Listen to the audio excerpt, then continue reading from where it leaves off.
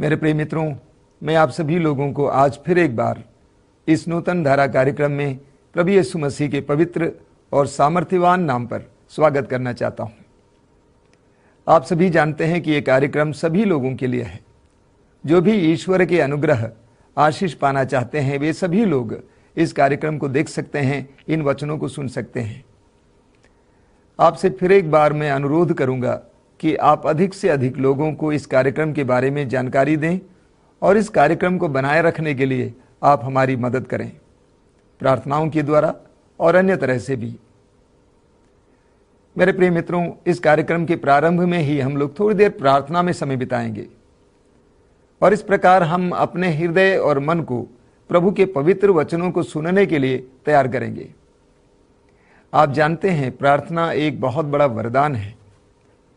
वास्तव में प्रार्थना ईश्वर की ओर से आप और हमारे लिए बहुत बड़ा वरदान है।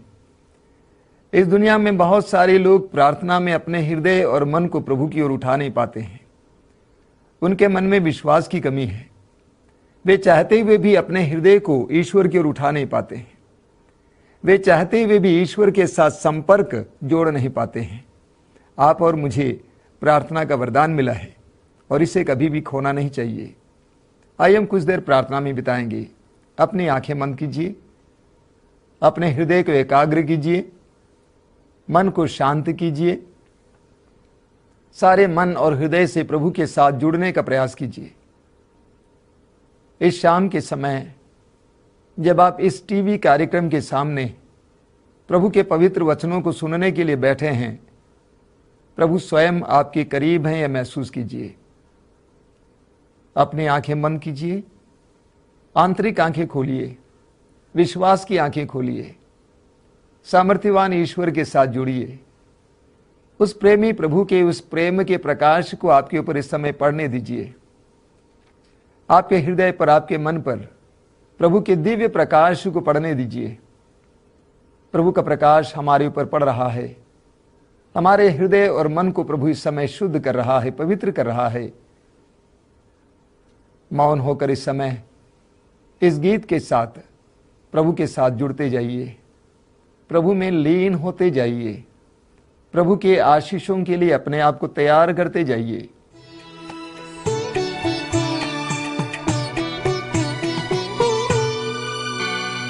स्पर्श कर मेरे दिल को स्वामी, तेरे बिन ये सुना पड़ा।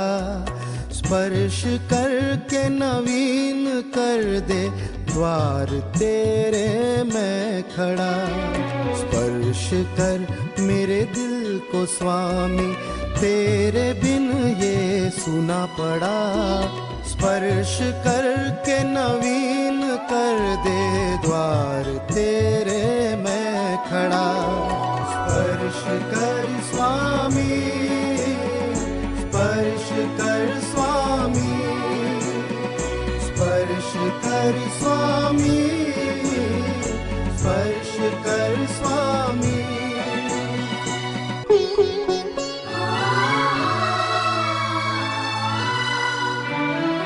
जिंदगी के सुख दुखों से दिल को सजाया मैंने प्रभु।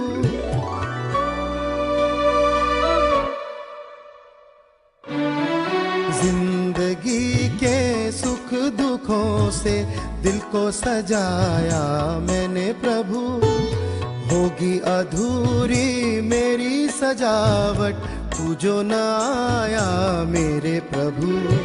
स्पर्श कर मेरे दिल को स्वामी, तेरे बिन ये सुना पड़ा। स्पर्श करके नवीन कर दे, द्वार तेरे मैं खड़ा। स्पर्श कर स्वामी, स्पर्श कर स्वामी। अपनी आंखें खोलें।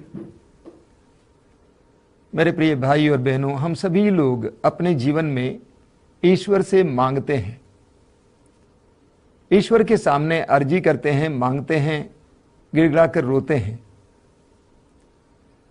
लेकिन प्रभु यीशु ने एक गहरी बात बताई है। मत्ती के सुसमाचार के अध्याय 7 में प्रभु ने हमसे कहा है कि मांगो और तुम्हें दिया जाएगा, लेकिन उसी अध्याय के वाक्य 21 में प्रभु यीशु कहते हैं, जो कोई प्रभु प्रभु कहकर मुझे पुकारते हैं वे सभी स्वर्ग के राज में प्रवेश नहीं करेंगे, लेकिन जो मेरे स्वर्गिक पिता की इच्छा पूरी करते हैं वे ही स्वर्ग के राज में प्रवेश करेंगे। मांगना ही काफी नहीं है मेरे प्रिय मित्रों, हमारे जीवन को प्रार्थना के अनुरूप होना आवश्यक है। प्रार्थना के अनुसार जीवन होना अति आवश्यक है। याकूब के पत्र की अध्याय 4 उसके वाक्य 3 में याकूब कहते हैं कि आपकी प्रार्थनाएं इसलिए सुनी नहीं जाती हैं क्योंकि आप अपने स्वार्थ के लिए, अपनी वासना को तृप्त करने के लिए प्रार्थना करते हैं। इसलिए हमें सत्य को जानना जरूरी है कि हमारा जीवन प्रार्थना के अनुसार हो, प्रार्थना के अनुरूप हो। यूहन्ना के सुसमाचार के अध्याय 15 उसके वाक्य 7 को आप बार बार सुने हैं। प्रभु यीशु कहते हैं, यदि तुम मुझ में रहो और मेरी शिक्षा तुम में बनी रहे, तुम जो चाहे मांगो वह तुम्हें दिया जाएगा। हमारी प्रार्थनाओं को मजबूत होने के लिए प्रभु की शिक्षा का पालन करना अति आवश्यक है। हमें यूहन्ना के सुसमाचार के अध्याय 1 उसके वाक्य 35 से एक बहुत सुंदर प्रसंग पढ़ने को मिलता है। एक बार यूहन्ना बपतिस्ता अपने 2 शिष्यों के साथ खड़े थे और उन्होंने देखा कि प्रभु यीशु मसीह वहां से गुजर रहे हैं। और यूहन्ना बपतिस्ता ने प्रभु यीशु मसीह को देखकर अपने शिष्यों से कहा, देखो ईश्वर का मेमना। और वे 2 शिष्य प्रभु यीशु के पीछे हो लिए। काफी देर के बाद प्रभु यीशु मसीह मुड़ के देखे और उन्होंने देखा कि उनके पीछे 2 शिष्य आ रहे हैं। और प्रभु ने उनसे एक सवाल किया, एक बहुत ही महत्वपूर्ण सवाल। प्रभु ने सवाल किया, तुम क्या ढूंढ रहे हो, तुम क्या चाहते हो? मैं सोचता हूं कि हर विश्वासी के सामने प्रभु का यह सवाल, महत्वपूर्ण सवाल रखा जाता है। तुम क्या ढूंढ रहे हो? इतने बड़े संसार में, इस दुनिया में, इस जीवन में तुम क्या ढूंढ रहे हो? हम क्या ढूंढ रहे हैं? हमें आमोस के ग्रंथ के अध्याय 5 उसके वाक्य 14 और 15 में पढ़ने को मिलता है। बहुत सुंदर वचन है। आमोस का ग्रंथ उसके अध्याय 5 वाक्य 14 और 15 में प्रभु का वचन कहता है, बुराई की नहीं बल्कि भलाई की खोज में लगे रहो। बुराई की नहीं बल्कि भलाई की खोज में लगे रहो, इस प्रकार तुम्हें जीवन प्राप्त होगा और विश्वमंडल का प्रभु ईश्वर तुम्हारे साथ होगा। तो प्रभु कहते हैं, बुराई की नहीं बल्कि भलाई की खोज में लगे रहो, इस प्रकार तुम जीवन प्राप्त करोगे और विश्वमंडल का प्रभु ईश्वर, स्वर्ग और पृथ्वी को बनाने वाला प्रभु ईश्वर, आकाश और पृथ्वी को बनाने वाला प्रभु ईश्वर तुम्हारे साथ होगा। कब? जब बुराई की नहीं बल्कि तुम भलाई की खोज में लगे रहोगे। वाक्य 15 में प्रभु का वचन कहता है, बुराई से बैर करो और भलाई से प्रेम करो। बुराई से बैर करो और भलाई से प्रेम करो। मेरे प्रिय मित्रों, हम अनायास ही